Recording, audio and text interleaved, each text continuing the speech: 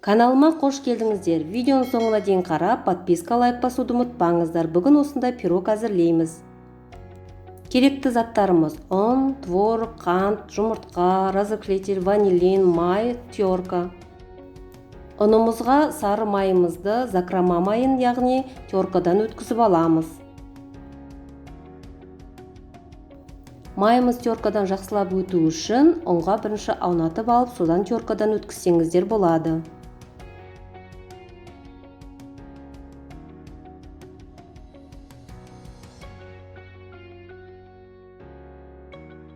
Ұн мен майымыз біріккен соң қантымызды қосып араластырамыз.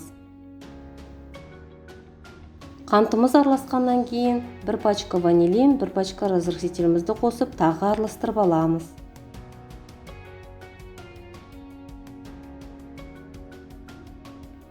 Салмасына творог, қант, 3 дана жұмыртқамызды қосып жақсылап араластырасыздар.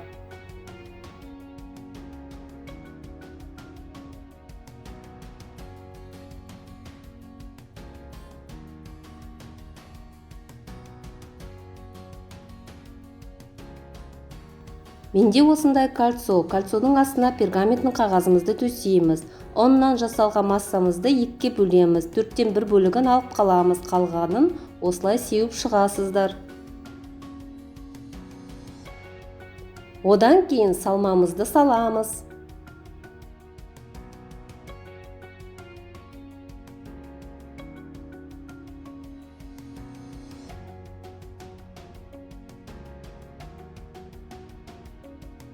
Салмамыздан кейін кішкене алықпаған ұн массасынан тағы себелеп шығамыз. 180 градуста қызып тұрған пешімізде 40-45 минут пісіресіздер. Беті қызарғанша.